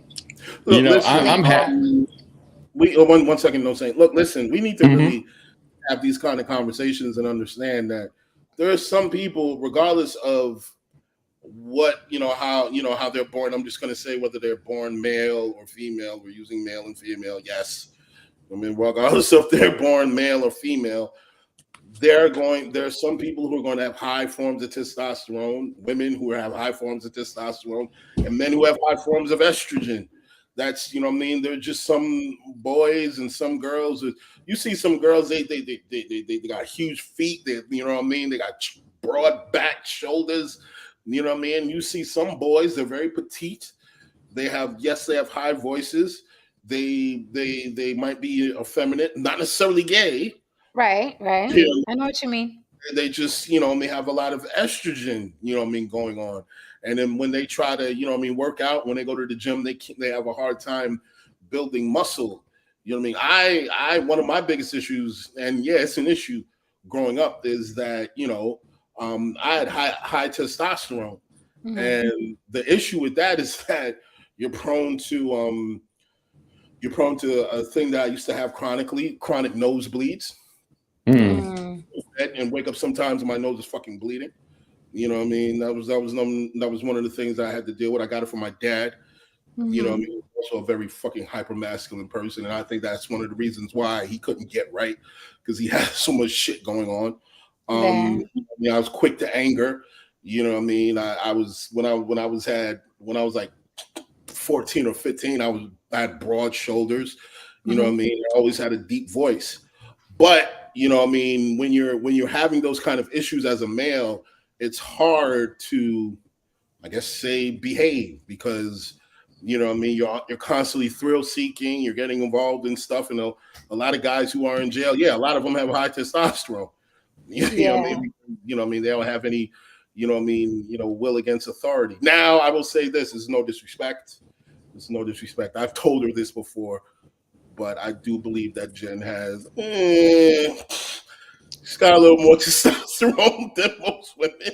Probably. You know what I mean? Because I look at her, you know what I mean, even physically, I'm like, you know what I mean? You know what I mean? I mean, but someone who barely works out, yeah. Barely works out, right. You know what I mean? But then I saw her dad. When I saw her dad, I was like, yeah, I can see that. Yeah, and I'm quite proud of it, by the way, because I think people with YouTube made femininity and masculinity dirty words, right? They made them dirty words, like, oh, they made them insulting. I take it as a compliment when someone says I'm more masculine than feminine, because I'm very, you know what I mean, I love my dad to death. I'm very proud of the man he was and what he was able to do. He was not perfect. But I looked up to him. So it's like, you know, that's like telling a boy, you know what I mean, God, you're a lot like your dad. I take it as a compliment. I'm like, good, because my dad was no fucking joke, bitch. So if you see that in me, I'm like, it makes me proud. I'm not one of the people that thinks that feminist and I mean femininity and masculinity are dirty words and you can't call it, we have a lot of both. I mean, we literally come from a man and a woman. Like literally that is how people are born, from a man and a woman. So you're going to be sensitive sometimes, you're going to be masculine. Other times you come from 25 chromosomes. That is how we're made. So it's just silly. Like a lot of the stuff that goes on social media is super, super, super silly. Super silly. But no, salute. When I hear that, I'm very, very proud of it. Thank you. Okay. No, Saint, are you like your mama or your daddy? Oh, we have a El Padrine. Oh, we got a joker here tonight. Oh, you got one more before you out of here, homie. What is that? I He didn't said, get I to see thought it his was comment. Ruben Stuttered or whatever his name is, but Jen was Not even close, but that's funny. Ruben Studdard. That was funny. What's You his got one more name? though. Well, listen. I would think, I don't know. When I was listening to you say that, I think I'm kind of in between. I'm not super masculine. I'm not feminine. So I don't know. I'm kind of even You're keel, nice, I guess. nice and rounded in between. Yeah, I think I think I'm more like my dad. More like my dad than my mom. Like my mom should have get you killed out here. Her heart is way too big. Like she's wrapped up in a heart. She just walks around in a big old heart. You know what I mean? I'm like, yeah, you could keep that. I don't. I was like, that's bait. I feel like that movie. Is it Mad Max Fury? Exactly. That's bait. Like, no, not doing that, Mama. But thanks for the rice and beans. Yeah, no, like I'm like my daddy. But I've heard that before. I am not Tristan. Yeah, but have you guys seen that Griselda Blanco movie yet? I recommended it. Did you guys ever get to see it? Nah, I have not seen it yet. But Catherine Zeta-Jones. Oh, I was supposed to see that. Is that Not Netflix? yet Is it on seen. Netflix? I'm not sure if it's Netflix. I'm not sure the network, but yeah. Because I definitely will watch that. Yeah. Because I like Catherine Zeta. El Padrino, be nice. Be nice. Okay? Be nice. Oh no, he's out of here. No, don't kick him out, Iran. Nah, nope. He just had jokes. Nah, not tonight. Nah, not tonight. I told him. I told you. Bye. Okay, so Griselda Blanco.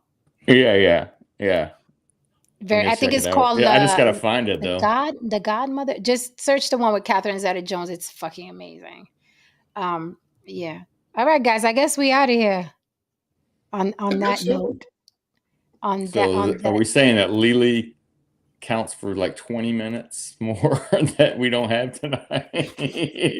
I'm looking at the time. I miss her presence. I do definitely miss her presence. Oh, of course. Oh, for sure. But I'm wondering if that's No, Saint. Listen. No, just do an hour and a half unless you got something. I mean, we could always talk about something. I'm just because the topic was, is too much inclusivity a bad thing? Did we explore that? Did we dissect it? Is there anything else on it? If there's not, then what's on your disc? I just we went over my desk. I just I know you're in a cooler place now, so I am. Just Hold on, let me see to riff. something. We have well. Hold on, let me see. Okay.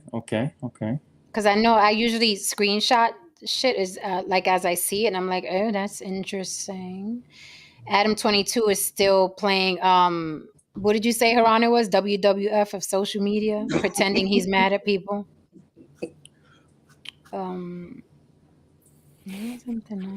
Oh, Tupac. Did you guys hear about Tupac? Yes, I did. I didn't have to look into that even more. They were basically saying, I guess allegedly, they got the guy who did it. No, they had a search warrant. Okay. There was a search warrant connected to his case.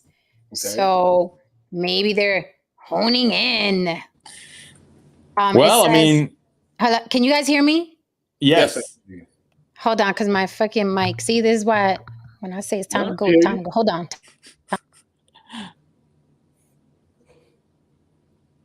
Okay. Testing. She's muted right now, though. You're still muted. Okay. Okay. And now, you hear me? Yes. Okay, so it says Las Vegas police search home in Tupac Shakur murder case.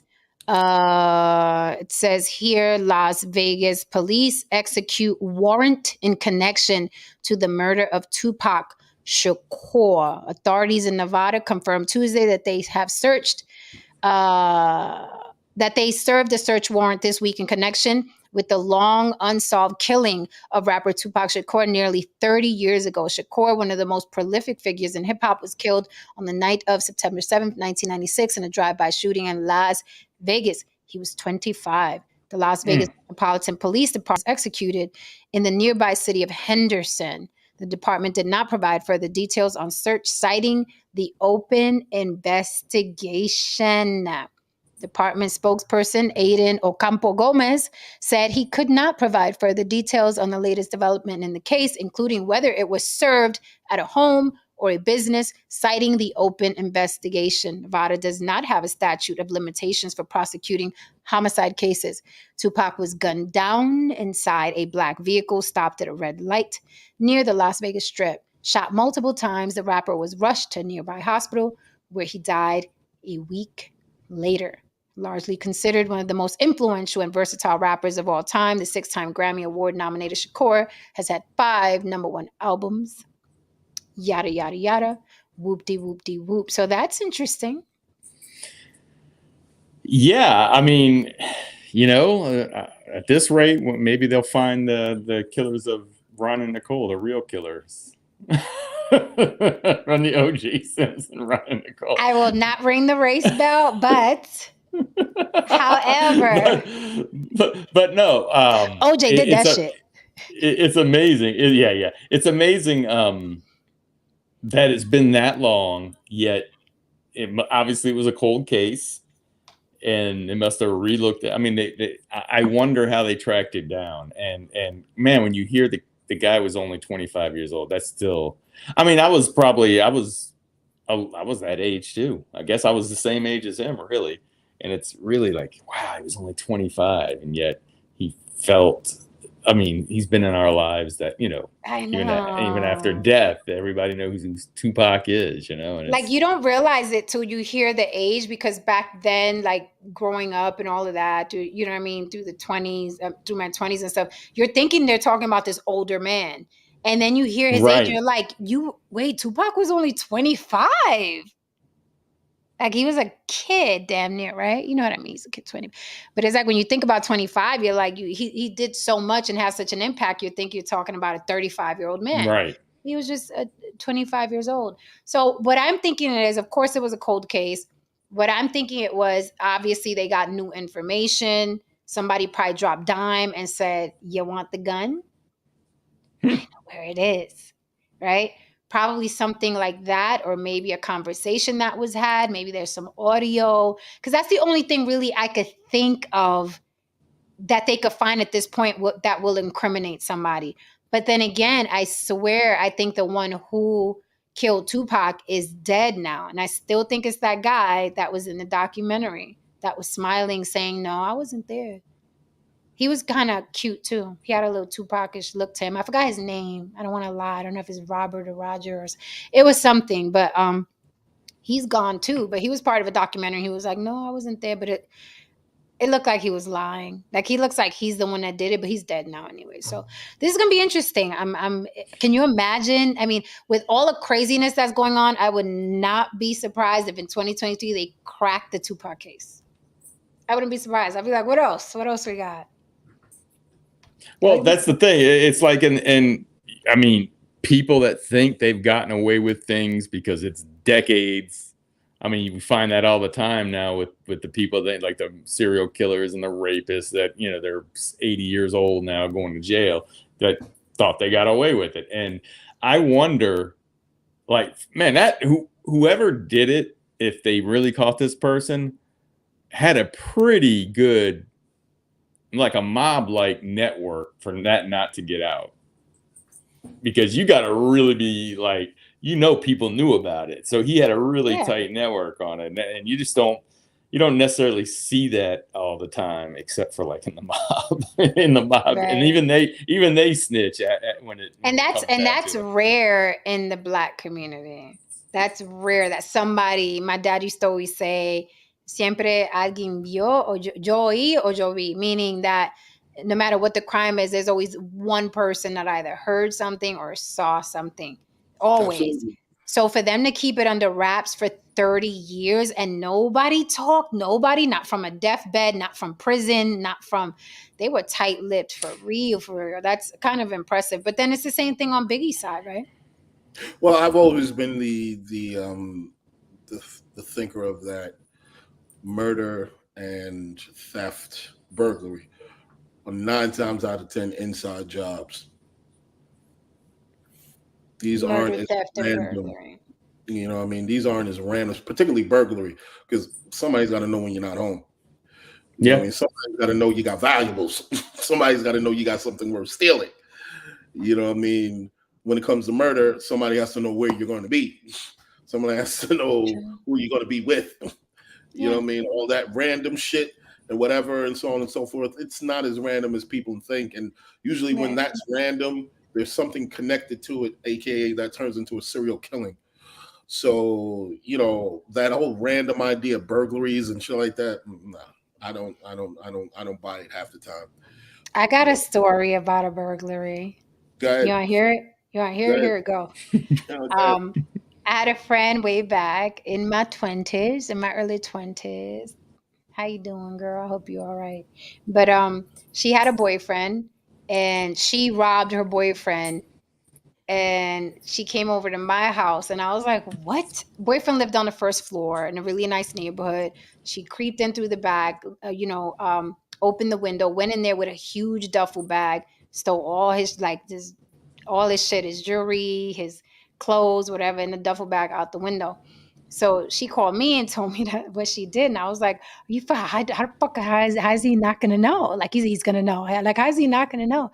He was like, no, I'm coming over. And I was like, I was about to say her name. Ooh. I was like, don't bring none of that shit over here, right? Now, back then, I was, little Miss Corporate America. I had my little 9 to 5 down at Avenue V Americas in New York City, right? You didn't tell me nothing. I was a little bougetto, right?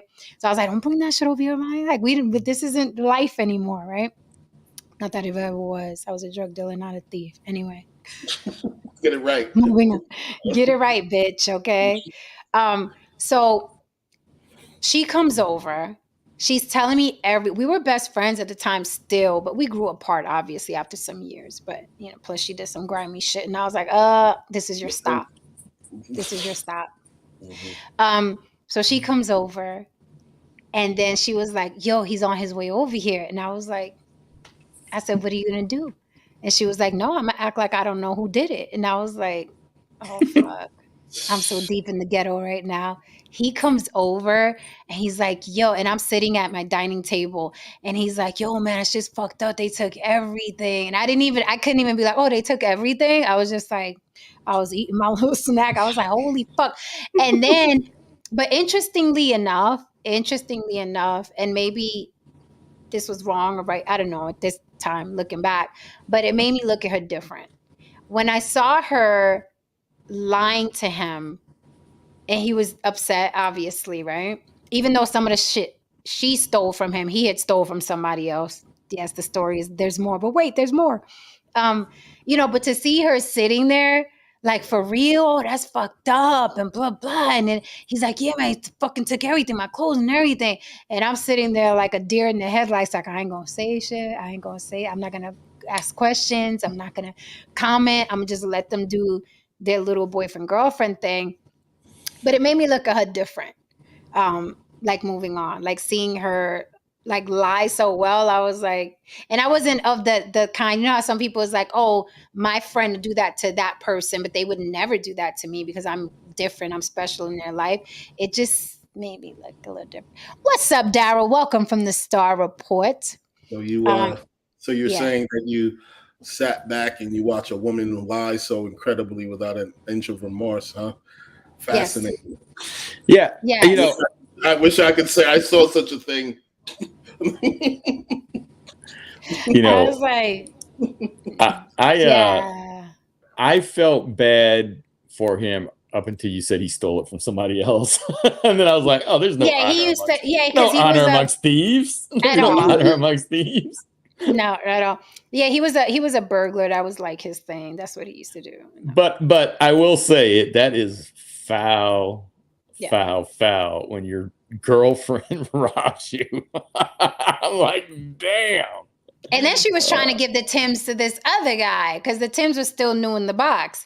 So she was like messing around with somebody else, and she was trying. I was like, "Oh, girl, yeah, I don't know how long this friendship is gonna go past this." Because I was so out of the streets. I got my daughter. She, you know, what I mean, I'm in corporate America now. Lied my way into that shit, but you know, I'm in corporate America now. I'm like, it was just, you know what I Shouldn't we mean? all lied our way into that shit? Yeah, it's like you know, you grow up, you grow apart, and I was just like, oh, you're not coming with me? Okay, this is gonna be hard. You Right? know, it's funny. Use that as an example. You're going into corporate America. You're going Mhm. forward. Your ideas about things change and so on. Misty Now, say, yay, story time. so when you take that occurrence, and this was your good friend, and at some point in time you were both in the mud together, you were both fighting the same enemy, and so on and so forth. For sure. So you relate that to the civil rights movement, Mhm. where rights were handed out, Mhm. and the black bourgeoisie comes from comes out of that, but there's still a group of black people are still in the mud. So now that group of black people who are off seeing the world for something bigger than what it is, maybe visiting other countries, seeing other Right. things, realizing that, wait, maybe all the time isn't really about racism. Maybe I couldn't get in here because I just didn't have the money and so on. Right. You have the Right. person on the other side who's like, no, it's about racism because they don't have the money. You know what I mean? So Right. it's so Right. funny how economics and opportunity can really shift, people away from each other. For sure, because she's not the only. I had two very, very good best friends. My other best friend I had over 25 years, and same thing happened with her and I. We separated, and I was trying to pull her with me, like, "Hey, I hang out with this crowd now. This is what we Right. do. This is Let's where go we get money work. together. This is Right. yeah. Let's go. You know what I mean? You always like dating these crazy dudes. This guy wants to meet you, blah blah.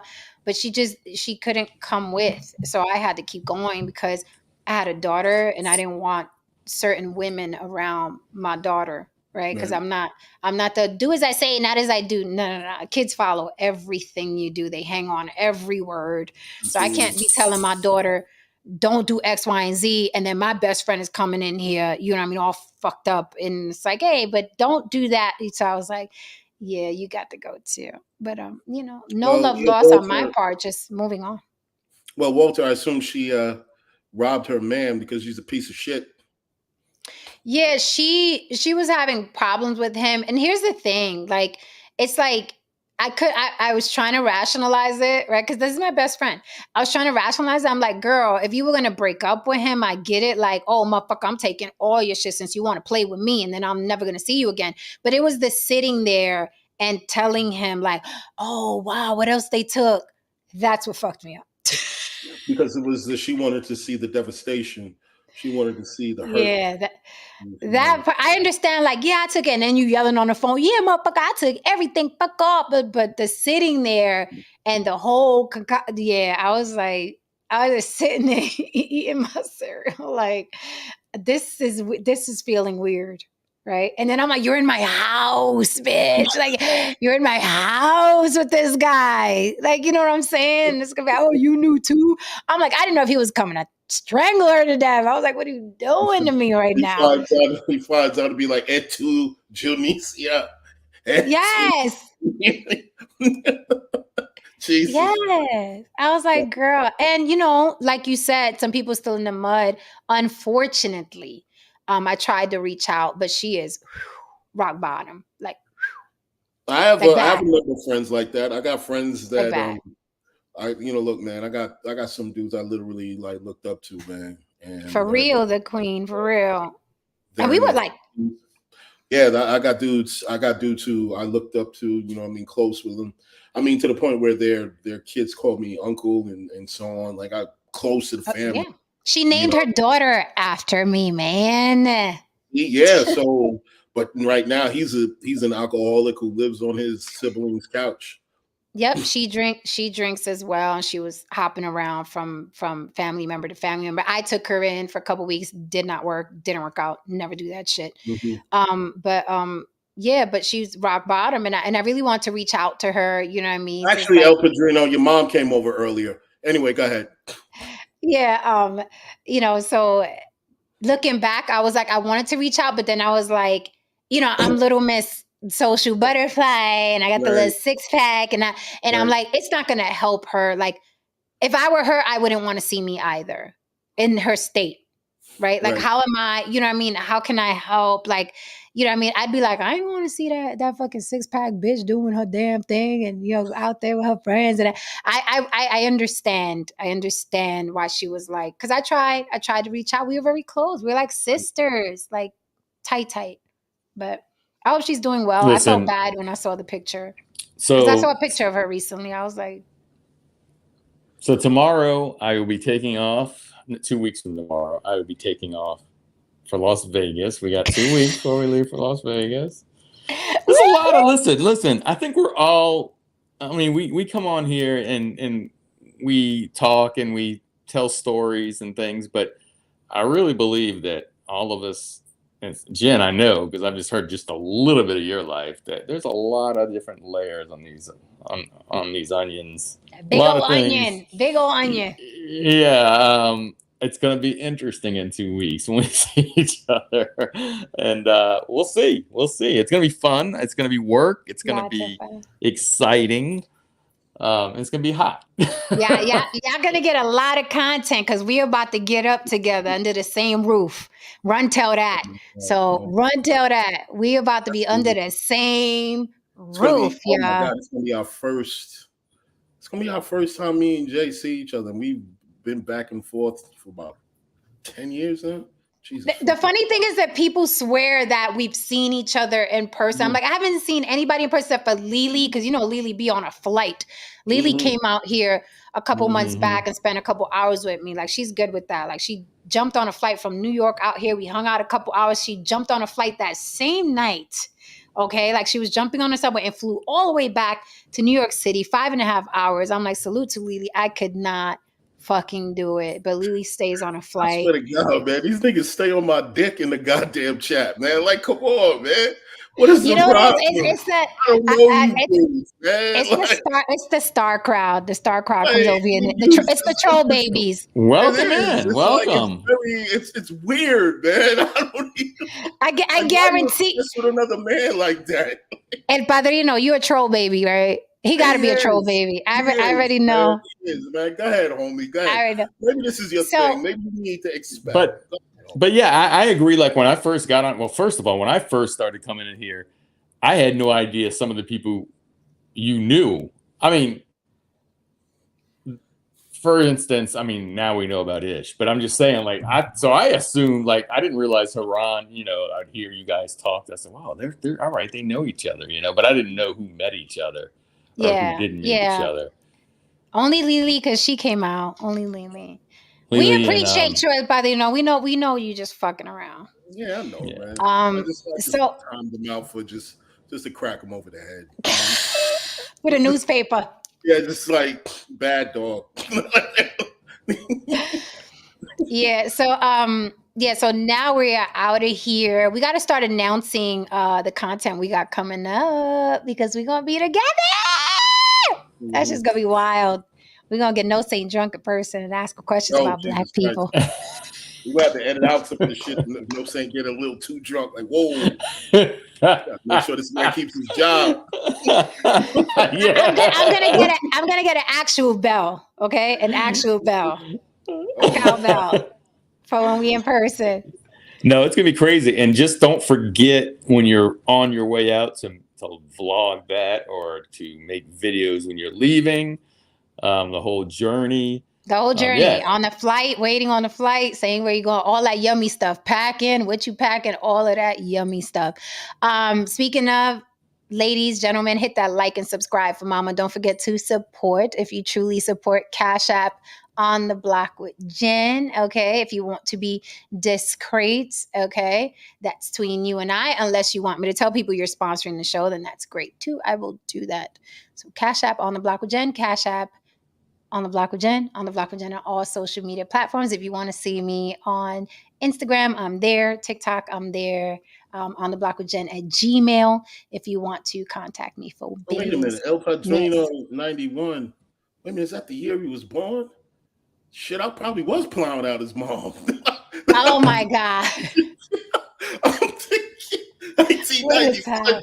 Jesus. Like, I probably really It might be his dad. What is happening? Take some DNA test here.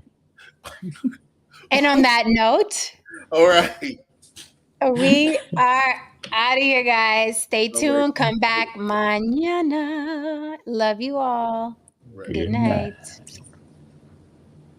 Hit that like and subscribe on your way out, mi gente. Gracias, gracias. See you tomorrow.